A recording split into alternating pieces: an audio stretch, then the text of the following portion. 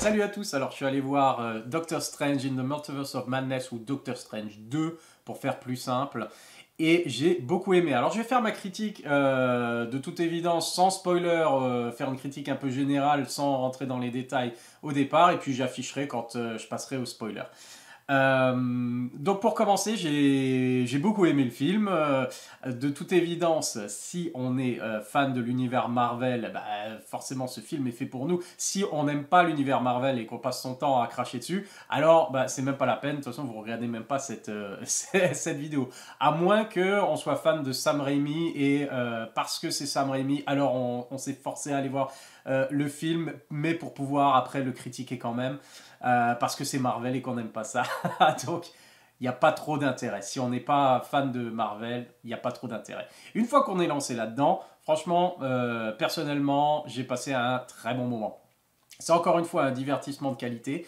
Et là où il se démarque de... alors, c'est pas sans défaut. C'est pas sans défaut, et puis j'y reviendrai après, et aussi dans les détails. Au niveau du scénario et on va dire, de certaines décisions par rapport à certains personnages. On va en parler plus tard.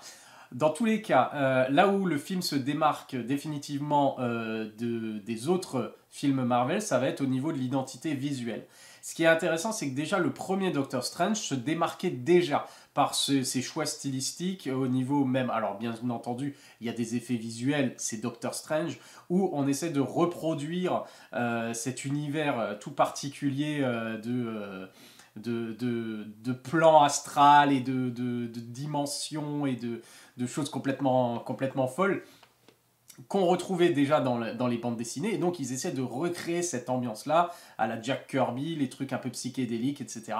Ça marchait déjà très bien pour le 1, ce qui lui donnait d'ailleurs une certaine, comme je l'ai dit, une certaine identité visuelle qui se détachait un petit peu des autres Marvel, qui, faut être honnête, voilà, il n'y a pas vraiment un réalisateur qui a mis sa patte visuellement à l'univers Marvel, puisque c'est un tout assez cohérent. D'ailleurs, ça fait partie des choses qui sont critiquées. Moi, ça ne me dérange pas plus que ça, mais c'est vrai que avec Doctor Strange, c'est l'occasion, voilà, d'explorer des choses un peu différentes en termes de photographie, en termes de composition. Et là, non seulement on a donc l'univers de Doctor Strange, mais on a le retour derrière la caméra, enfin, de Sam Raimi, qui n'a rien perdu de sa virtuosité et de son style tout particulier, avec la caméra nerveuse, virevoltante, avec ses plans de travers, et puis et ses effets visuels, et puis son travail aussi, il est aussi, bien entendu, il filme en pensant toujours au montage, et du coup au niveau du montage, il y a de nouveau la signature, on va dire, du réalisateur est là, la signature de Sam Raimi. On a des montages alternés, on a des montages par transparence avec des fondus enchaînés, on a des transitions sympathiques entre d'une scène à l'autre à travers un plan, des choses qu'on a vues dans le cinéma de Sam Raimi depuis le début. Il a fait ça, bah, c'était un des pionniers finalement des films de super-héros modernes, on va dire, avec son Spider-Man en 2002. Donc il a cette identité visuelle, c'est pour ça d'ailleurs qu'il avait été pris pour faire Spider-Man. Il a cette identité, étant un fan de la bande dessinée, il a cet aspect comique et cartoon, voilà, qui rajoute une certaine originalité toujours visuelle, mais aussi dans l'humour et dans la violence et le gore, qui arrive de manière assez... alors, pour ceux qui ne sont pas habitués, ça peut être assez surprenant. D'ailleurs, peut-être pas emmener les trop petits voir Doctor Strange 2. Il y a, on va dire, des images, enfin, il l'a conçu finalement, il a donné un certain rythme à certaines scènes qui sont clairement des scènes de films d'horreur. Donc c'est conçu comme des films un film d'horreur. Alors pas que c'est genre, on flippe pendant tout le film et puis c'est un rythme pesant, etc. Mais il installe une certaine tension dont il a toujours le secret. Il utilise les jump scares pour faire sursauter à des moments. Il utilise on va dire, des images dérangeantes. Et même si la violence, c'est pas gore, gore, gore, la violence, même suggérée, a quand même un certain impact. Et du coup, c'est assez intéressant de voir ça, parce qu'il vient avec un background bien entendu, de fantastique, d'horreur fantastique, mais mélangé à de l'humour. C'est de l'horreur comédie. Et on retrouve exactement ce style-là dans Doctor Strange, parce que ça va très bien avec un film Marvel, ça va très bien dans cet univers-là. Et c'est pour ça qu'on est content de retrouver Sam Raimi derrière la caméra pour faire ça. À savoir que il n'est pas tout seul, et tout le monde autour de lui qui a conçu, on va dire, que ce soit les décors, que ce soit au niveau des images de synthèse, que ce soit au niveau du montage, et bien entendu la musique de Danny Elfman, qui retrouve encore une fois Sam Raimi, et qui sont encore une fois en symbiose, comme Elfman peut l'être avec Tim Burton par exemple. Il a ce même genre de relation avec Sam Raimi dans les films qu'on a vus d'eux, où ils sont tous les deux, sur lesquels les deux ont travaillé, je vais réussir à le dire. Et du coup, là, on retrouve ça, notamment lors d'une scène où, alors sans spoiler, bien entendu, mais c'est une scène assez originale, justement, où la musique joue un rôle dans, on va dire, l'affrontement entre deux personnages.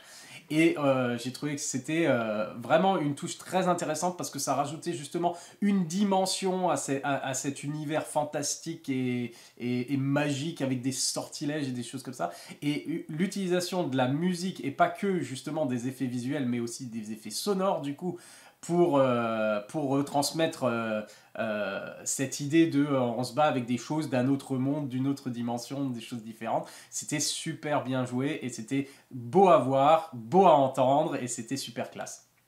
Donc ça, c'était cool, et ça innovait vraiment. Donc à part ça, voilà, on est dans des décors lugubres et des choses comme ça, et on a, on va dire, une vraie identité visuelle. Merci Sam Raimi. Et ça, c'est le grand, je dirais que c'est le grand atout finalement du film.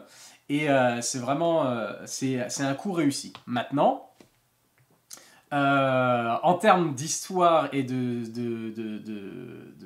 travail sur les personnages et d'arc narratif, le film est très bien aussi, et il est surprenant. Et attention, c'est surprenant parce que contrairement à toutes les surprises, justement, on attendait le multivers, ils vont aller dans je sais pas combien d'univers Marvel différents, et puis on va voir, on risque de voir ce personnage-là des X-Men, ou ce personnage-là, ou des guest stars et des caméos en folie. Et en fait, qui faisait peut-être un peu craindre avant que finalement le film ne soit on va dire, je trouve pas le mot, qu'une opportunité finalement, pour faire du fanservice en veux-tu en voilà, et rajouter plein de choses. Ce qui avait été critiqué avec Spider-Man No Way Home, injustement je dirais, parce que le fanservice était tellement c'était du fanservice en fait, mais indirectement si on veut, parce que le fanservice était utile, et c'était pour moi, ce qui se passe dans Spider-Man No Way Home, c'est du fanservice bien fait, qui est intégré à l'histoire et qui a un sens, et qui fait partie, voilà, des arcs narratifs. Les personnages ne sont pas là par hasard, et tout ça a été très bien intégré, et c'est pour ça que je trouvais que Spider-Man No Way Home, c'est du fanservice bien fait. Maintenant, et c'est ce que Marvel sait faire de mieux, le fanservice bien fait. Même si des fois c'est gratuit, et comme dans plein d'autres films, en principe il y a vraiment quelque chose, une idée derrière, qui sert à quelque chose. Et du coup, on pouvait avoir un petit peu peur avec la bande-annonce de Doctor Strange, où il nous montrait déjà Professeur Xavier, voilà, Patrick Stewart. Le secret était, voilà, dès la bande-annonce, on nous mettait sur cette piste-là. Et en fait, du coup, on pouvait se dire, non mais s'ils nous montrent ça dès la bande-annonce, qu'est-ce que ça va être dans le film? Ça risque d'être effectivement du fanservice, en veux-tu, en voilà, juste une apparition de machin, de trucs, de...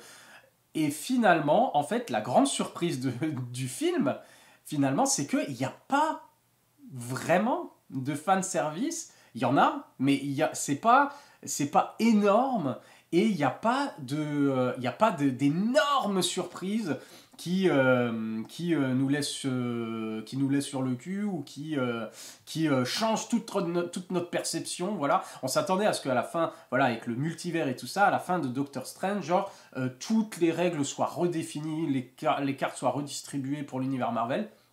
Pas du tout.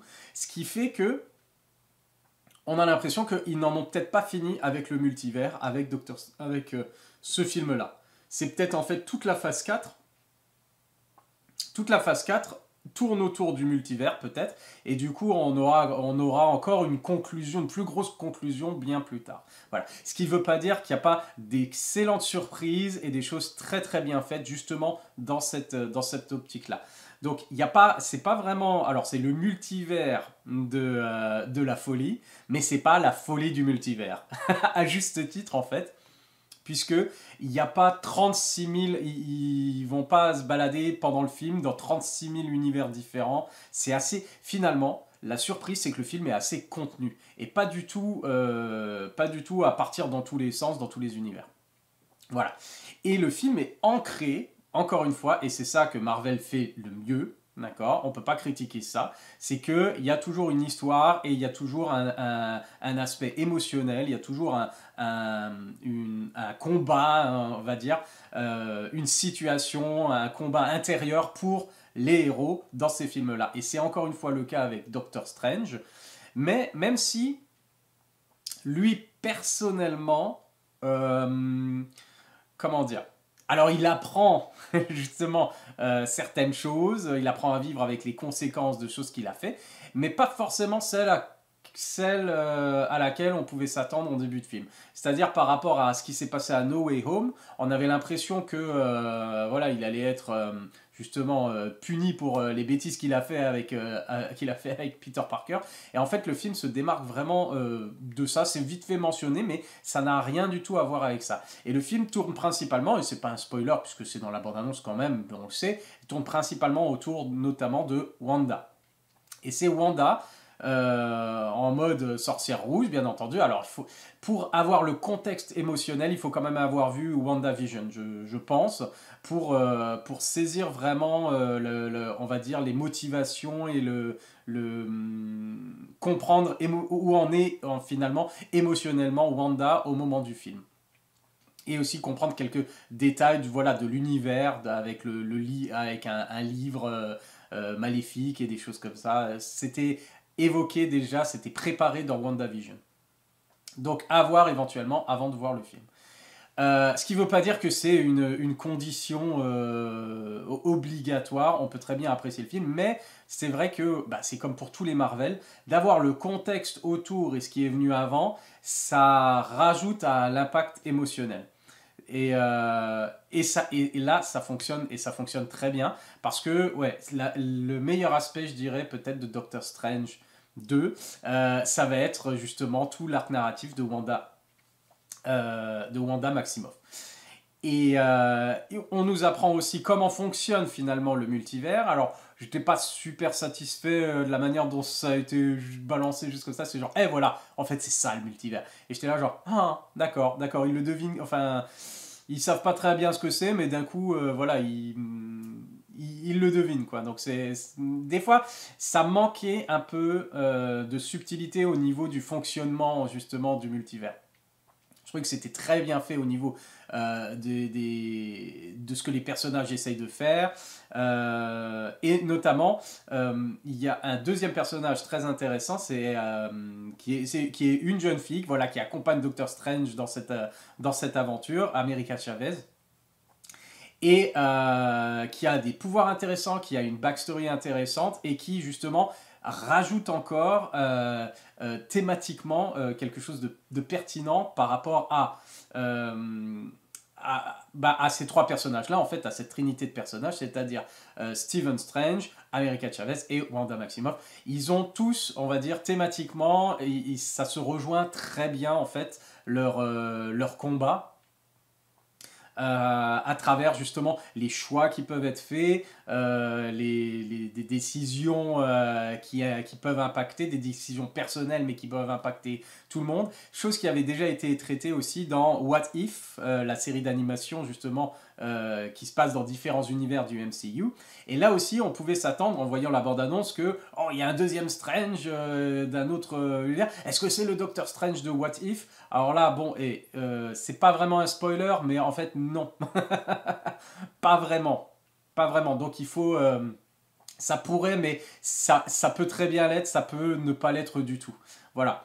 Donc le film se démarque vraiment, et c'est ça, je trouve, ce qui m'a surpris. Et du coup, je pense que le film va gagner en second visionnage, parce qu'on s'attendait tellement à ce que le film ait un impact plus grand sur l'univers Marvel, enfin, soit la suite du film de l'animation, soit la suite de ça, de cette série-là, et de cette série-là, et de cette série-là, que ils prennent ils prennent le contre-pied, ils nous prennent à contre-pied. Voilà. Et c'est là on se rend compte que le film est vachement plus contenu que ce qui était prévu. Il s'intéresse vraiment uniquement à leur histoire, même s'ils rajoutent des choses très intéressantes autour. Mais c'est vraiment, justement, c'est là-dessus. C'est pas genre, oh, là, non, non, non, non. Ils sont focus à fond. Et du coup, c'est ça, je trouve, c'était... D'un côté, j'étais en train de regarder et puis en train de... C'est le piège du coup avec Marvel, c'est genre, qu'est-ce qu'on va avoir comme grande surprise qui vont nous claquer. Et à attendre justement un énorme truc, surprise, fanservice, truc comme ça, eh ben on est surpris de la linéarité, on va dire, et de l'aspect contenu de ce film-là, au risque finalement, au risque d'avoir pas une déception, mais justement que le film ne comble pas les attentes énormes qu'on avait ou voilà, qu'on appréhendait ou des choses comme ça, quoi. Donc ça, c'était plutôt pas mal parce que je me dis, avec un deuxième visionnage où on sait ce qu'il n'y a pas et on sait ce que le film n'est pas finalement, eh ben, on pourra apprécier le film pour lui-même et c'est ce qu'ils ont voulu faire. Après, il y a il y a des petites choses qui, je trouvais, qui fonctionnaient pas forcément, pas forcément. Et je pense que c'est le fait d'avoir commencé à tourner le film finalement avec le scénario qui n'était pas terminé. Avec tout ce qu'il y a eu Covid, voilà, normalement Doctor Strange 2 devait sortir avant le nouveau Spider-Man, mais du coup ça s'est inversé, donc il a fallu réadapter des choses. Et donc il y a un aspect, je pense, où le réalisateur justement du premier Doctor Strange a quitté le projet assez au niveau déjà de l'écriture du scénario au départ, parce qu'ils ont eu une autre idée de traiter justement le multivers, ce film d'une certaine manière, plutôt que de suivre et du coup de se baser plus sur Wanda peut-être, plus que sur Doctor Strange. Et je pense que c'est là que ça a dû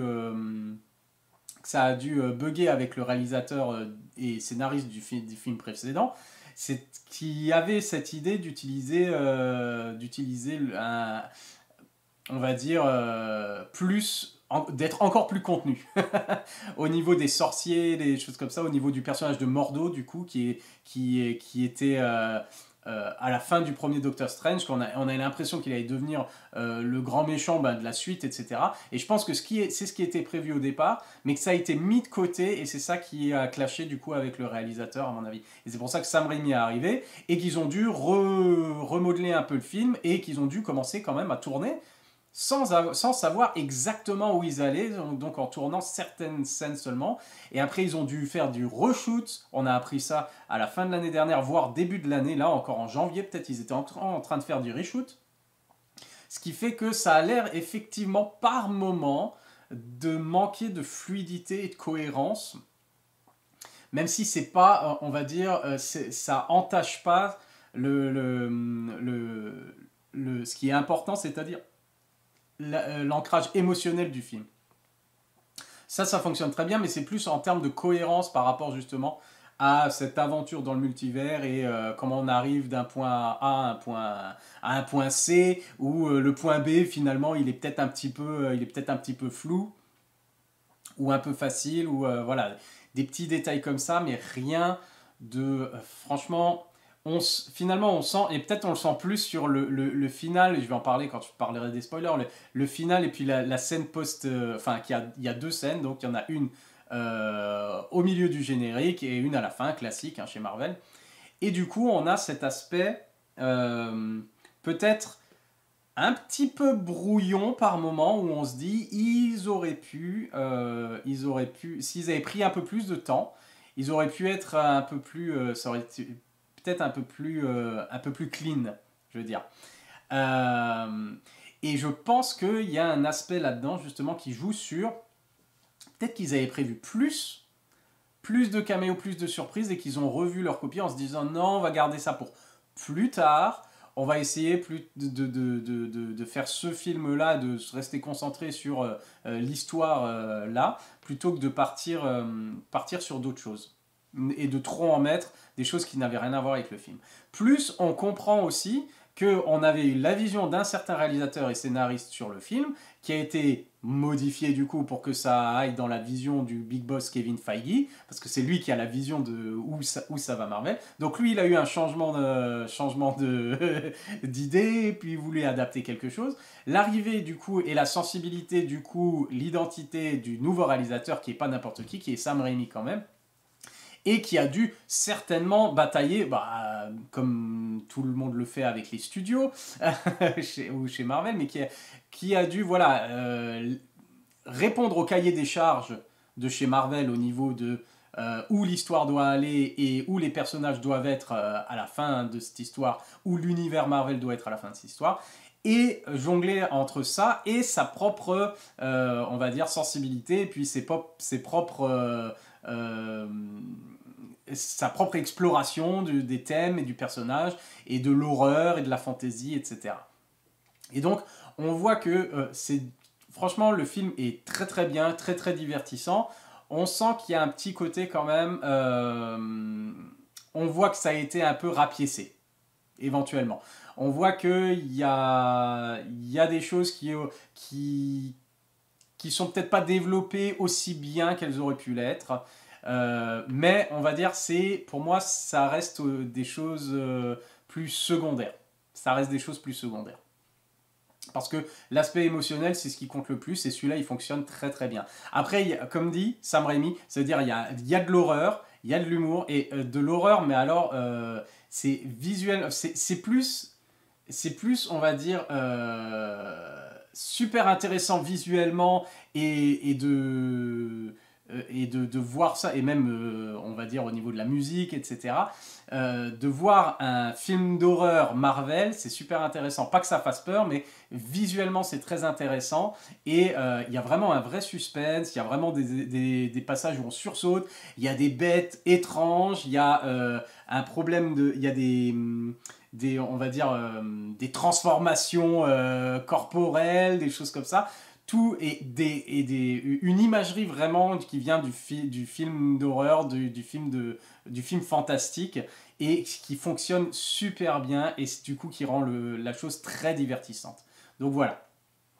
Je vais m'arrêter là du coup pour ma critique sans spoiler, parce que je vais rentrer dans quelques détails avant de finir. Voilà, donc je vais afficher... Donc, pour conclure, sans les spoilers, je recommande pour les fans de l'univers Marvel. Pour ceux, par contre, qui attendent voilà, une explosion de caméos et de fanservice, revoyez tout ça à la baisse, parce qu'il y a des éléments intéressants là-dedans qui font très plaisir.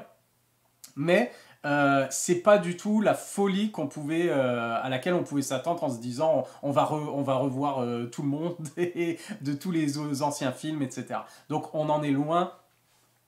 Il faut revoir ça à la baisse et se dire c'est une histoire beaucoup plus personnelle et beaucoup plus contenue que ça. Et c'est pas pas plus mal. Et puis j'ai hâte d'aller le revoir maintenant que j'ai plus ces attentes voilà, démesurées par rapport à ça. J'ai hâte de revoir le film pour l'apprécier tel qu'il est. Pour l'apprécier tel qu'il est, pas tel que j'avais imaginé qu'il pouvait être.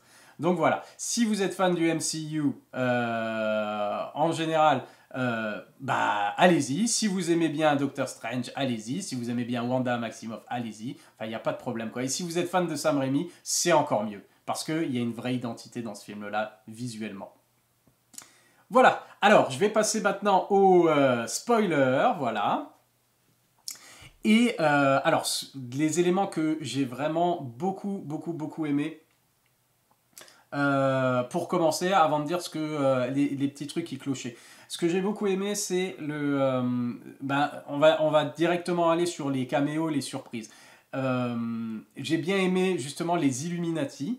Et c'est là qu'on se disait, ah, ça va être qui, ça va être qui, ça va être qui. Et alors du coup, on a, sans surprise, c'est dingue qu'ils aient dévoilé ça quand même dans la bande-annonce. Je suis super étonné. Et je pense que ça aurait eu un meilleur impact si on n'avait pas su. Mais bon, après, de toute façon, une fois qu'on a vu le film, quand on va revoir le film, on le saura. Donc c'est pas très important dans le film, toujours. Mais au niveau de la surprise et du truc, ça aurait été la plus grosse surprise du film de voir Professeur Xavier. Donc le fait d'avoir spoilé les Illuminati dans la bande-annonce, c'était pour moi une erreur. Mais du coup, là où ça fonctionne bien, justement, c'est qu'ils arrivent uniquement, ils font pas énormément d'univers différents, il y en a 3 ou 4 peut-être, et il se passe pas des tonnes de choses dans ces univers, dans ces autres univers, quoi. Il y en a un principal, c'est là où il y a les Illuminati, là où ils se retrouvent projetés avec où Doctor Strange et America Chavez se retrouvent projetés, et c'est là qu'ils rencontrent les Illuminati de ce monde-là, où on apprend que ils ont aussi combattu Thanos, mais que le Doctor Strange de cet univers a commis des erreurs parce qu'il voulait tout gérer, il pensait que c'était lui qui avait la responsabilité de tout, etc. Donc il a commis des erreurs, il a fait de la merde, et du coup ils se sont débarrassés de lui parce qu'il était trop dangereux, et il était d'accord avec ça une fois qu'ils ont battu Thanos. Mais il a provoqué tellement de destruction, voilà. Ils se sont débarrassés de lui, mais ils en ont fait quand même pour le public. Ils ont menti un peu au public et ils en ont fait un héros qui a sauvé la planète. Et du coup, alors j'ai bien aimé cette histoire qui trouve justement, et c'est ça le principe du multivers, c'est qu'il y a des choses qui trouvent des échos en fait d'une dimension par rapport à l'autre, où les traits de caractère du personnage sont les mêmes, et du coup ça a provoqué vraiment un cataclysme, quelque chose de terrible dans un univers, alors que dans l'autre il s'en est plus ou moins bien sorti. Et notre Docteur Strange justement, il doit vivre encore avec l'idée de j'ai accepté en fait de donner la pierre du temps à Thanos parce que j'ai défini que c'était la seule solution, même si la moitié de la population allait disparaître pendant 5 ans, c'est la seule solution pour que, à la fin, on puisse triompher et faire revenir une partie des gens. Même s'il a bouleversé, en prenant cette décision, en prenant cette responsabilité, il a bouleversé la vie de milliards de personnes. Mais bon, il n'avait pas le choix.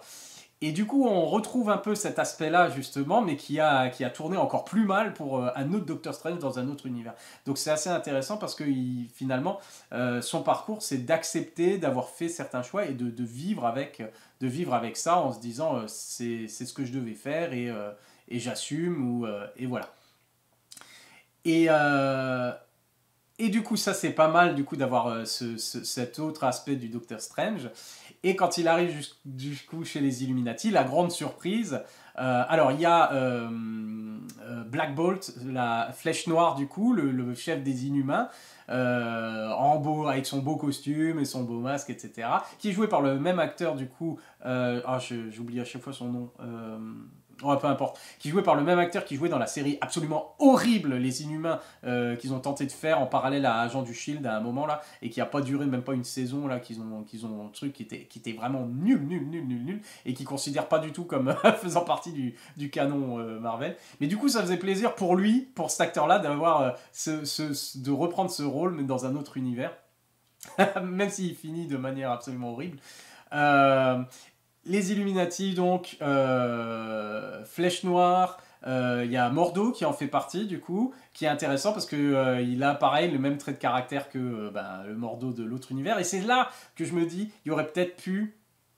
Je pense que ce que Mordo devait être beaucoup plus développé, à mon avis, au départ, et que ils sont partis sur l'idée du multivers, alors qu'au début, ils devaient suivre quelque chose de plus contenu dans l'univers de Doctor Strange.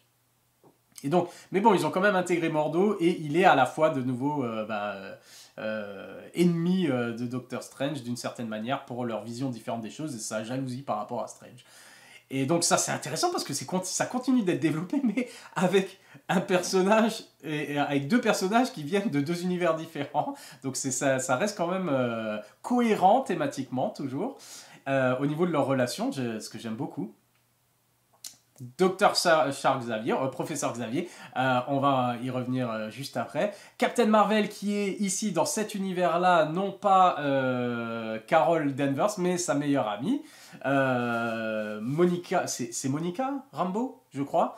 Je sais plus quel est le nom de la mère, quel est le nom de la fille. Zut. Mais je crois. En tout cas, c'est la meilleure amie du coup de Strange, c'est sympa. Captain Carter, Peggy Carter, qui est là, on avait vu une autre version, parce que c'est pas la même. On avait vu une autre version du coup de Captain Carter dans la série d'animation What If, et c'est là que je dis, en fait, les personnages de What If, c'est encore des personnages d'autres univers. J'ai pas l'impression du tout que le Doctor Strange qu'on rencontre dans l'univers spécial où la réalité est complètement commence à partir, ça rappelle ce qui se passait justement dans la série animée avec l'autre Doctor Strange, mais j'ai pas l'impression que les deux se correspondent parce que celui-là a le Darkhold et voilà. Enfin, il y a le même aspect, genre ils sont isolés seuls dans leur monde qui est complètement détruit, mais normalement le Doctor Strange de la série d'animation, il est juste dans une genre de bulle, il a plus vraiment de monde, donc voilà.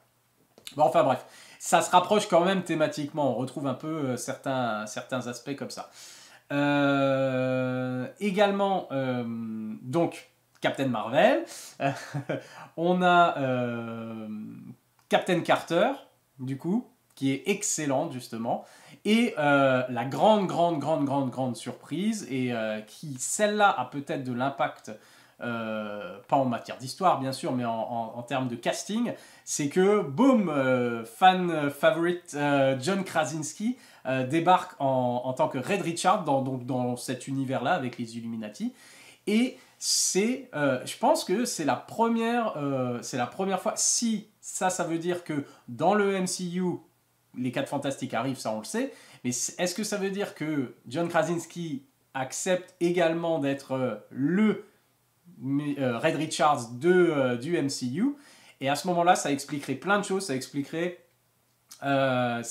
pourquoi il ne réalisera pas sans un bruit sans un bruit 3, alors qu'il a réalisé les 2 premiers, c'est ses films à lui, mais il ne va pas réaliser le 3e, étrange.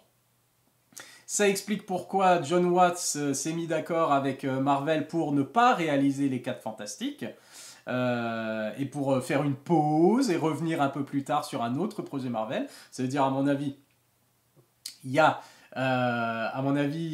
est OK pour réaliser un autre film Marvel. Et du coup, ça pourrait vouloir dire, en tout cas on a l'impression que tout s'aligne, ça pourrait vouloir dire que John Krasinski a non seulement accepté signer pour jouer Red Richards dans les 4 Fantastiques, mais a mis aussi peut-être la condition de « je veux réaliser le film ». Et du coup, un film Les 4 Fantastiques réalisé par John Krasinski, quand on voit ce qu'il sait faire, et avec lui dans le rôle de Red Richards, on n'a plus que sa femme Emily Blunt qui va jouer Madame Fantastique, la femme invisible. Et là, c'est bon, quoi, on est comblé, quoi. Supposition. En tout cas, ça faisait super plaisir de le voir. Le costume de Red Richards était super classe. Je trouve qu'il va très bien dans le rôle. C'est intéressant aussi de voir justement interagir les Illuminati comme dans la bande dessinée, parce qu'on l'a jamais vu autre part que dans la bande dessinée.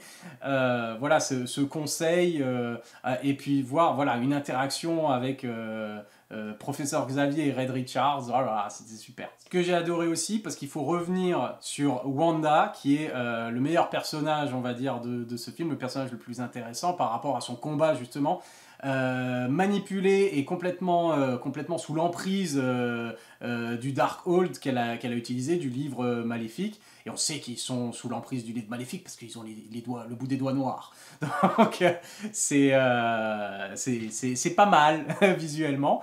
J'ai bien aimé parce qu'au début je me suis dit, je fais waouh, violent quand même, Wanda qui veut justement, qui est prêt à tuer plusieurs personnes pour pouvoir rejoindre une réalité où elle sera avec ses enfants. Donc elle est même capable de tuer son propre, on va dire, son propre double d'un autre univers pour pouvoir, elle, rester avec ses enfants. Donc elle est complètement, on va dire, pervertie et rendue folle par le pouvoir, justement, et par l'influence de la sorcière rouge, qui, d'ailleurs, rappelle à... Alors, du coup, ils pourront pas traiter ça, on va dire, avec les X-Men, mais ça fait beaucoup penser finalement à l'arc narratif du Dark Phoenix avec Jean Grey chez les X-Men, qui est manipulé par cette force complètement brute et violente et meurtrière, et qui est comme possédé finalement par un pouvoir beaucoup trop fort pour elle, et qui du coup fait du mal à des gens et à des amis et des choses comme ça. Et là, on a cet aspect-là aussi chez Wanda, qui est manipulé du coup par la sorcière rouge, l'esprit de la sorcière rouge. Et je trouve que c'est bien fait quand même, ça fonctionne très bien dans le film. Et du coup, ça transforme Wanda en genre de... c'est Wanda Follows, pour ceux qui ont vu le film It Follows. Elle ne s'arrête pas. Elle arrive, elle est en chemin. C'est comme... pareil, pardon. Comme un Terminator, quand elle débarque justement dans le centre, et puis là où il y a les Illuminati, etc., pour trouver America et pour lui piquer son pouvoir, pour pouvoir changer d'univers, etc.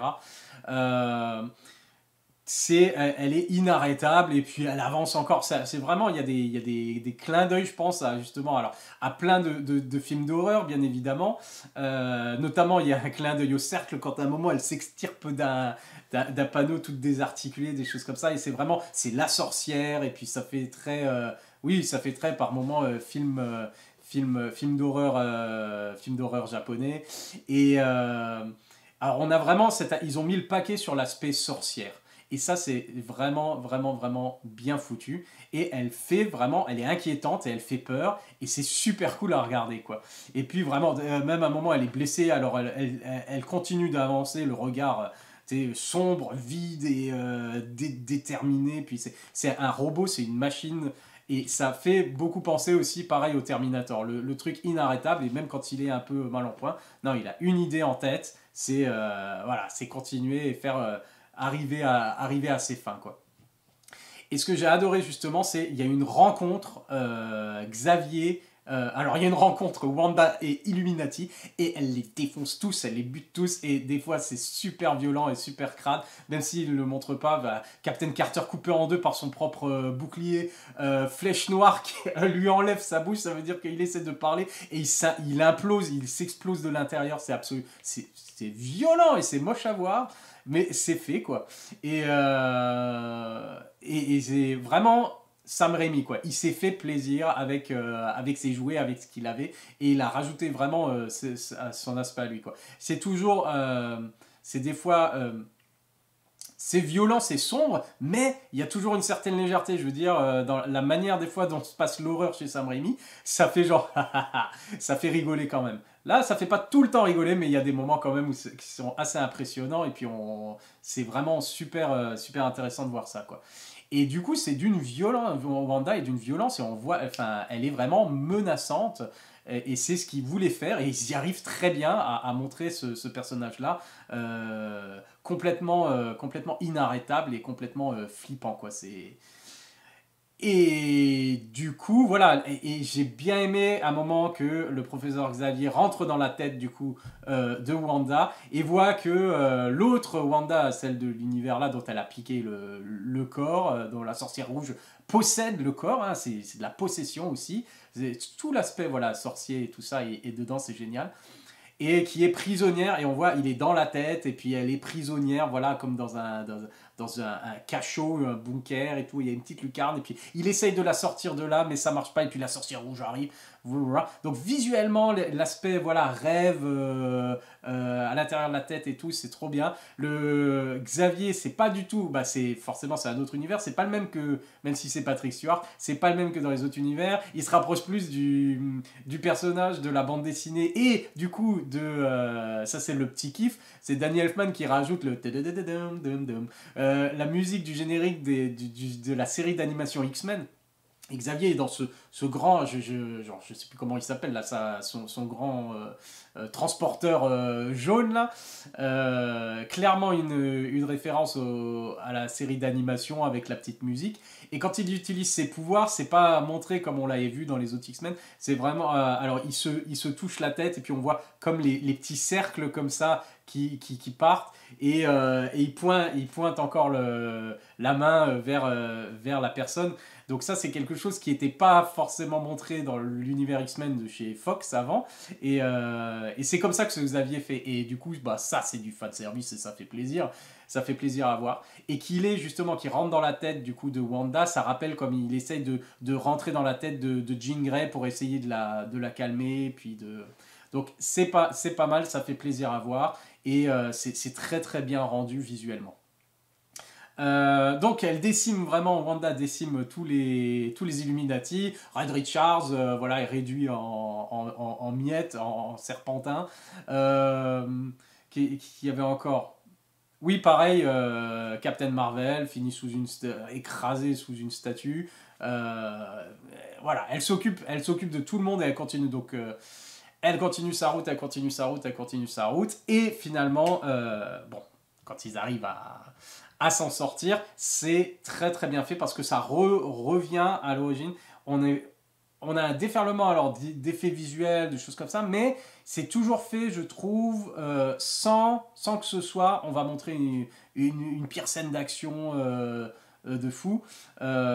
C'est toujours fait avec des bonnes idées. Voilà, c'est ça. Des bonnes idées de la manière d'utiliser les pouvoirs. Et quand j'évoquais justement l'aspect musical, justement, quand Doctor Strange se retrouve face à un autre Doctor Strange et qu'ils doivent se combattre, et ils utilisent les notes de musique, ils utilisent la musique, la représentation des notes de musique, les sons pour se les envoyer. Et Danny Elfman, du coup, met en musique tout ce duel musical. Et j'ai trouvé ça mais super original et visuellement intéressant. Et pareil, enfin, c'était pour tous les sens, quoi. Et alors j'ai bien aimé, voilà, j'ai bien aimé tout ça. J'ai bien aimé les Illuminati, je trouve que c'était bien traité. La manière dont Wanda les défonce tous, ça montre l'étendue du pouvoir justement de la sorcière rouge et du danger qu'elle représente dans n'importe quel univers. Et, et du coup, la manière dont ils vont réussir. Justement, on est dans un déferlement d'effets spéciaux, de sorts, de magie, de choses comme ça. Et pareil, Wong, il faut parler de Wong, il est absolument génial dans ce film. Et pareil, c'est l'aspect sérieux, l'aspect comique qui se joignent bien avec des bonnes répliques, des bons échanges avec Doctor Strange. C'est l'aspect, encore une fois, humain et les relations entre les personnages qui gagnent. Et c'est pour ça qu'à la fin, comme je dis, quand on a beau avoir traversé des univers différents et avoir vu des choses, des bonnes idées un peu partout et des choses qui éclatent et des sorts et visuellement, finalement, le climax du film, c'est Wanda qui se retrouve justement face à ses enfants qu'elle veut rejoindre et que elle a, voilà, c'est là qu'elle se voit elle à travers les yeux de ses enfants qui hurlent, qui ont peur d'elle parce qu'elle menace en plus leur vraie mère dans cet univers-là. Et il y a un superbe plan justement où les enfants vont se réfugier derrière les escaliers et puis elle essaie d'aller les rejoindre et du coup ils se parlent à travers les barreaux des escaliers et puis on voit bien l'image de ils peuvent pas, c'est pas possible quoi. Il y a une barrière, ils pourront jamais être, elle pourra jamais les atteindre et en même temps elle est vraiment elle derrière ces barreaux, elle est enfermée dans son délire et dans sa tristesse et dans son deuil et sa solitude. Mais c'est là qu'elle réalise justement, c'est là qu'elle réalise que ce qu'elle fait, c'est pas bien, et puis qu'elle arrive à combattre, on va dire, cette pulsion et puis l'influence de la sorcière rouge, et pour retourner finalement dans l'univers, et puis détruire, parce que le Darkhold a été détruit du coup, et le temple où étaient inscrits les sortilèges du Darkhold, elle le détruit aussi. On a l'impression qu'elle se sacrifie et qu'elle se fait écrouler, voilà, le truc sur elle. On se doute bien sûr que non. Elle est trop puissante, on va dire, pour ça. Mais elle va devoir, encore une fois, comme dans WandaVision, et comme finalement ce qui s'était passé dans Civil War, il va y avoir des grandes conséquences, même personnelles pour elle. Et je ne sais pas comment ils vont expliquer ça ou comment ils vont gérer ça. Peut-être qu'elle va quand même chercher, je sais pas. En tout cas, c'était intéressant, je trouvais, même si c'était des fois un petit peu, quand je dis que c'était un peu confus et manque de cohérence, mais peut-être en le revoyant, ce sera plus clair. Cette histoire de passerelle entre les multivers, c'est-à-dire que, alors, déjà, le principe du fonctionnement du multivers, et ça j'ai trouvé que c'était un peu facile du coup. Au début c'était genre, oh je fais des rêves, Doctor Strange il fait des cauchemars, et après quand il rencontre du coup America Chavez qui est une voyageuse multiverselle, un peu malgré elle, quand il la rencontre, c'est genre, mais c'est toi qui étais dans mon rêve, et elle c'était genre, bah non, c'était pas un rêve en fait. Et sa conclusion directe de ça, c'est ah! Donc, nos rêves, en fait, c'est simplement des visions d'un autre univers, du multivers. Et j'étais là, sérieusement, alors nos connaissances du multivers sont très limitées, on nous disait depuis toujours, etc. Et là, juste parce qu'elle dit, mais non, c'était pas un rêve, j'ai vécu ça, c'était un autre, se passait dans un autre univers. Sa conclusion, c'est ça, c'est sûr, ça peut pas être autre chose. Ça peut pas être juste que tu as un lien, justement, par la magie ou par les trucs comme ça, avec les autres Doctor Strange ou un truc comme ça. Non, ta conclusion, c'est quand on rêve, ça veut dire qu'on a des visions d'un autre univers. Alors, ça me dérange pas on va dire que dans le MCU, du coup, ce soit ça, quand chaque personne qui rêve, ben, elle a accès à des visions du multivers. Pourquoi pas, c'est pas mal.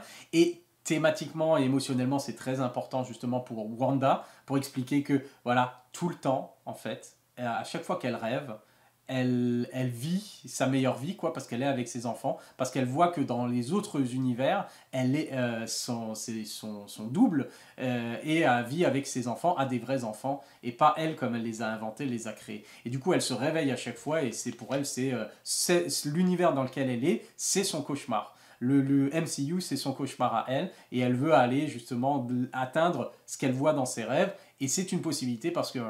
Maintenant, voilà, le fait que ce soit ça, c'est super cool. La manière dont c'est amené et dont c'est expliqué, justement, c'est un peu facile, je trouve.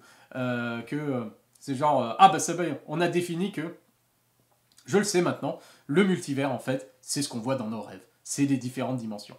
Mais après, ça permet d'expliquer ça. Ça, j'ai bien aimé, même si il a fallu... Des fois, on se met un peu à réfléchir de comment ça fonctionne, ce truc. Parce que Wanda, finalement... elle arrive à se projeter, à faire une passerelle mentale, une passerelle de rêve, je ne sais plus comment ils appellent ça, entre les rêves, c'est-à-dire qu'elle arrive à projeter sa conscience sans... Alors c'est pour ça qu'on se dit finalement, est-ce qu'elle a vraiment besoin de récupérer le pouvoir de America et de se l'approprier, plutôt que simplement trouver une dimension où Wanda est morte et où, et où les deux jeunes qu'elle pourrait demander est-ce que on peut travailler, puis tu m'envoies dans une dimension où je peux avoir les enfants, où ils ont perdu peut-être leur mère à eux, moi je peux les aider, enfin bref, quelque chose comme ça. Why not? Non, non, elle, c'est extrême, bah, à cause de la sorcière rouge et du Darkhold et tout ça, de ce qu'elle peut faire. Mais on se dit, en fait, elle arrive à projeter sa conscience finalement dans ses rêves et donc dans le multivers, de prendre possession de la Wanda d'un autre univers et de faire plus ou moins ce qu'elle veut. Alors bon, on peut se dire bon bah c'est sûrement c'est un sort, elle fait ça, ça lui pompe de l'énergie et c'est super limité. C'est super limité ce qu'elle peut, le temps est limité. N'empêche qu'on peut se dire, mais si elle est capable de faire ça, plutôt que de tuer je sais pas combien de milliers de personnes et voilà de trucs comme ça, bah c'est pas cool hein, mais c'est pas cool. Mais tu pourrais pas juste de temps en temps, en fait, tu prends possession du corps du corps de quelqu'un dans le multivers et tu vis une journée avec tes enfants, quoi, de temps en temps, voilà. Bon. Mais en gros, c'est ça le truc, c'est si elle peut projeter sa conscience dans le multivers, il y a peut-être différentes manières d'atteindre son but. Je trouvais ça un peu facile. Parce que je pense que d'avoir fait de America Chavez, du coup un être capable de voyager, même si elle ne le maîtrise pas et qu'elle doit apprendre à le maîtriser, un être capable de voyager d'un multivers à l'autre, d'un univers du multivers à l'autre, à volonté. Et c'est ça qui la rend justement unique et qui la rend voilà, super intéressante, super puissante. Sachant qu'elle va devoir fouiller je sais pas combien d'univers pour retrouver ses mères, du coup, qu'elle a envoyées malgré elle quand elle était toute petite, quoi. Et du coup, je trouve que c'est super intéressant, mais son pouvoir, du coup, est réduit par le fait qu'ils ont fait que Wanda pouvait, elle, se rendre quand même par la possession dans un autre univers. Mais en même temps, ça montre bien l'étendue des pouvoirs de Wanda, ce qu'elle est capable de faire à travers la sorcellerie, etc. Bon, bref. Voilà, donc des petites choses comme ça finalement je trouve qui manquaient un peu peut-être une dernière réécriture ou un scénario bien carré. Ensuite, on pourrait parler de quoi au niveau des spoilers encore, des choses que j'ai bien aimées. Non, c'est à peu près tout. Étrange, aucune mention de Vision. Et puis, parce qu'on le sait en ayant vu WandaVision, il y a un Vision tout blanc et tout clean, on va dire, qui se balade quelque part dans le monde. Mais voilà, ils n'ont pas de relation, pas de trucs comme ça. Alors, c'est pour ça, beaucoup de choses, à mon avis, sont laissées en suspens et ça trouvera encore une conclusion. C'est pas fini. C'est pas fini tout ça. Et finalement, qu'est-ce qui nous reste ? Donc voilà, j'ai bien aimé alors les Illuminati, les trucs comme ça. Red Richards, c'est John Krasinski, c'est génial. Non, voilà, le parcours de Strange avec Christine est très intéressant finalement parce que ça rejoint encore une fois, ça rejoint la thématique développée dans What If, la série d'animation où Doctor Strange a tout perdu justement à cause d'elle parce que dans l'univers du Doctor Strange en particulier, elle mourait tout le temps, il pouvait pas l'empêcher et quand il trouve le moyen de l'empêcher, en fait, il détruit son univers. Enfin bref. Et du coup, on a cet aspect justement de responsabilité du pouvoir de Doctor Strange qui est traité là-dedans, et le fait que voilà, il doit reconnaître, enfin, il doit vivre avec les choix qu'il a fait finalement, et être honnête avec lui-même parce que il se cache un peu. J'avoue que le parcours de Doctor Strange, peut-être qu'en revoyant le film, il y a un aspect thématique aussi avec le fait qu'il possède lui-même après son propre corps de zombie finalement, Strange version zombie et tout ça, trop bien rendu encore une fois, ça c'était cool. Et qui défie la mort et voilà, il y a peut-être quelque chose, une fois que je le revois, peut-être que ce sera plus thématiquement pertinent ou quelque chose comme ça, mais c'est vrai que j'ai l'impression qu'en termes de personnage, ouais, c'est qu'il doit apprendre il doit passer outre, en gros, les choix qu'il a fait, il doit vivre, quoi. Et c'est ça qu'il arrive à la fin. Après, c'est un peu léger, je trouvais, au niveau de ça. Mais sinon, Sinon, c'était très bien quand même. Sam Raimi, ça veut dire aussi caméo de Bruce Campbell. Et là, c'était super, ça fait trop plaisir. Bruce Campbell, juste, alors ça, c'est pur fan service pour les fans de Sam Raimi. Pour les autres, il y a plein de gens qui se demandaient pourquoi cette scène, elle sert à rien. C'est qui ce gars, il sert à rien. Bruce Campbell qui joue un vendeur de pizza dans l'univers là où il y a les Illuminati et qui est mal poli. Du coup, Strange lui jette un sort et puis il commence à se frapper sur la gueule. Typiquement, Sam Raimi, s'il fait venir Bruce Campbell, c'est pour que Bruce Campbell s'en prenne plein la tronche. C'est souvent comme ça dans les films. Et c'est le beau clin d'œil quand même, pareil à Evil Dead, où justement le personnage de Bruce Campbell, Ash dans Evil Dead, a la main possédée et puis en fait se bat contre lui-même et se frappe tout seul. Et une scène monumentale et culte du coup dans Evil Dead 2, qui est définitivement à voir, et qui s'en prend plein la tronche. Et ça, c'est le principe du coup de son personnage dans les films de Sam Raimi. Et son caméo dans Doctor Strange ne déroge pas à la règle et ça fait super plaisir à voir. Notamment quand c'est repris à la fin du générique où tout le monde est là, qu'est-ce qu'il va y avoir, et puis en fait c'est juste Andouille qui est là genre c'est fini et qui regarde l'écran et qui se fout de notre gueule. Et c'est génial. Et du coup ça m'a fait très plaisir. Pareil au niveau signature, et c'est là je crois que le final illustre parfaitement, on va dire, le souci de répondre au cahier des charges Marvel et de faire un film de Sam Raimi. Les deux sont peu. Parce qu'on a une fin typique, encore une fois, de chez Sam Raimi, de l'horreur selon Sam Raimi, c'est-à-dire la situation est redevenue normale, tout va bien pratiquement pour tout le monde, etc. Doctor Strange, voilà, il a décidé d'apprécier un peu plus la vie, de sortir, et du coup il quitte son costume de Strange, et puis il décide de sortir dans la rue à New York et d'aller en profiter un petit peu.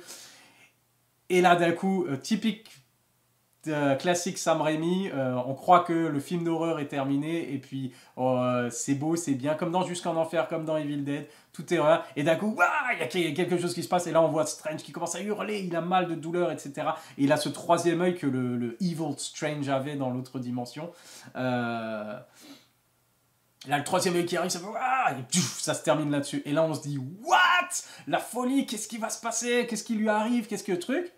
Il y a le petit générique et la scène dans le générique, c'est genre, non, bah en fait, je continue de me balader, tout va bien. Et là, il y a Charlize Theron qui débarque, un personnage que je connais pas du tout, Cléa, je crois, hein, on a vérifié. Un personnage que je connais pas du tout et qui fait Strange, comme si, hey, on a besoin de toi, viens avec moi. Et du coup, hop, il saute dans une autre dimension, on dirait qu'ils vont voir Dormammu nouveau ou quelque chose comme ça. Je me demande si c'est pas la fille de Dormammu d'ailleurs, vite fait ce que j'avais lu. Enfin bref, on s'en fout. Charlize Theron, c'est genre ouais, Charlize Theron dans l'univers Marvel, ok. Un personnage que je connais pas, ok. Et c'est genre, hey Doctor Strange, viens. Et ça se passe genre, on a l'impression 2 minutes après qu'il soit par terre en train de hurler avec son troisième œil qui s'ouvre. Et lui il est là, genre, ok, c'est parti. Et il ouvre son troisième œil, genre, je le gère et tout va bien, tout est cool. Et ils partent. Et là, c'est vraiment, on est dans le truc c'est la scène post-générique Marvel. Qui était nécessaire, le teaser pour la suite, ok, sauf que ça arrive, mais genre 10 secondes après qu'on était sur le cul de voir genre, ouah non, il a le troisième œil, qu'est-ce qui va se passer? Ou là, c'était ça le teaser. Et donc là, on retrouve bien la scène de fin classique d'un film de Sam Raimi où, en fait, l'horreur, tu t'en débarrasses pas assez facilement. C'est encore là, et c'est terrible. Et ça aurait fini comme ça avec un bon coup dans la tronche. Et la scène avec Charlize Theron, finalement, même si c'est Charlize Theron et ces trucs comme ça, elle vient atténuer la puissance, le choc du final du film. Et ça, je trouve que c'est un peu gênant. Et c'est ce qu'ils avaient déjà fait avec. C'est un truc, ça me rappelle justement l'incroyable Hulk. Alors que moi j'apprécie, mais qui est, voilà, on sait très bien, c'est pas un des meilleurs Marvel, mais je l'apprécie quand même et il fait partie de l'univers, même si voilà, c'était Edward Norton qui faisait Bruce Banner, ça fait partie du canon. Où à la fin de ce film, je trouvais qu'il y avait le plan final, il était formidable parce que c'était Bruce Banner de nouveau isolé dans la forêt, truc comme ça, et puis qui apprenait justement avec sa respiration. Et puis d'un coup, alors il y a un petit monologue ou quelque chose comme ça, et puis il avait envoyé une carte pour dire que ça allait, bref, voilà. Et puis le film se finissait sur le plan où en fait il faisait la respiration, et puis il levait la tête avec les yeux verts et le petit sourire. Et genre, je le mets, maintenant j'ai appris à le maîtriser, je peux le déclencher si je veux. Je peux devenir Hulk quand je veux, pas seulement si je me fais taper ou un truc comme ça. C'est genre, je l'ai accepté et je le déclenche quand je veux. Bûch, avec le petit sourire, et c'était badass et c'était super classe, je trouvais. Et en fait, ils ont même pas laissé le temps au générique. C'est même pas comme là où il y a un générique, un petite partie de générique et après une scène. Ils enchaînaient direct sur l'image parce qu'ils pouvaient pas s'en empêcher, sur l'image du bar. Avec Robert Downey Jr. qui rentre dans le bar pour dire hey, les deux films sont liés, on fait l'univers partagé, etc. Truc. Et je trouve, c'est pas aussi violent que ça, on va dire, que l'incroyable Hulk, mais le fait qu'il y ait cette petite scène, genre une minute peut-être de générique, après le grand final, le grand cliffhanger, finalement, on se dit what, qu'est-ce qui se passe? Je trouve, voilà, ça dilue, ça atténue un peu l'impact justement et le final du film. J'aurais bien fait 100 finalement. Ils avaient qu'à nous montrer ça une autre fois. Charlize Theron qui rejoint l'univers là. Voilà. Enfin bref. C'est tout, je crois que j'ai fait à peu près le tour. Donc j'ai couvert, je pense que j'ai tout couvert. J'ai vraiment beaucoup aimé ce film. Je vais aller le revoir et je vais voir si pareil avec des visionnages supérieurs. Il passe comme une lettre à la poste, il est super divertissant. J'ai pas senti de longueur du tout. À aucun moment je me suis dit ah, ça dure un peu, oh, c'est pas intéressant, ou c'est un truc comme ça. Donc ça c'est toujours un très bon point. Et comme dit, ça fait plaisir de revoir Sam Raimi. J'espère qu'il reste un peu dans le coin et qu'il va continuer, peut-être pas un Marvel, mais en tout cas qu'il va se refaire un petit film d'horreur. Mais pourquoi pas un Marvel? Moi ça me ferait très plaisir de continuer à le revoir, justement réaliser des films. J'espère que ça lui a donné envie de refaire justement ce genre de film. Voilà, c'est tout pour Doctor Strange in the Multiverse of Madness. La suite, je sais plus, ça va être Thor peut-être, éventuellement. Hâte de voir ça. Ça fait toujours plaisir de faire un tour dans le MCU. À la prochaine. Bye.